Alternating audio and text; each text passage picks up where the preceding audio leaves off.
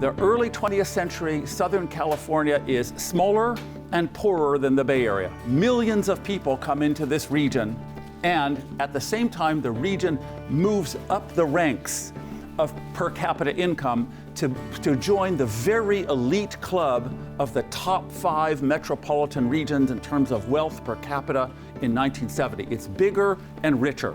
But this is what happens to us. We get there and then it reverses. In 1970, at the end of that 20th century pattern of economic growth, LA and San Francisco were basically identical in terms of their economic development level. They had a 4% difference in per capita income. Today, that difference is 1/3. We took on LA and San Francisco as a test case. The first 2 columns is per capita income. We took the top 10 in 1970, and you'll notice the different fates. Bay Area disposable income after housing retains about a 25% gap to Southern California at almost any population group. These aren't differences because we're bigger than they are. Our richest county, Orange County, it would rank 7th, I believe, in the Bay Area in terms of per capita income.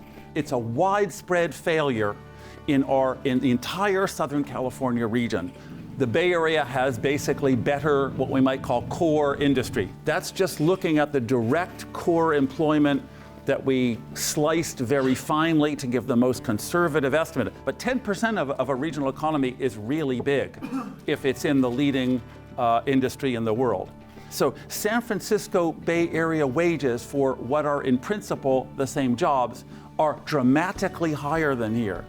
And what that's telling you is that these are not the same industries. The real issue is what happened. And I want to remind people that you could never have predicted this in 1970. LA County, I believe, had more PhD engineers than anywhere in the United States. We might think that the Bay Area gets ahead of LA because more of its people have higher levels of education or skills. About 1/3 of the per capita difference can be explained by the fact that the composition of people is different. More college education and more highly skilled immigrants up there. But 2/3 of it is these differences within each of the groups. Why did the Bay Area capture these industries and the new economy, and we didn't capture them down here? We thoroughly analyzed what these different agencies said about their economies and their problems. And we found an absolutely striking difference. The dominant discourse here in Southern California is what I would call backward looking. Let's lower our costs, cut our red tape, and somehow if we do that, the golden days of being a huge manufacturing center will return. They basically never get it. We are an expensive region. The only way an expensive region survives in the new economy is by moving up skilled functions that can pay high wages. It never happens down here. They go for the port and the logistics industry. Everyone was so excited by our victory in this that they failed to see that port and logistics functions are low to medium wage.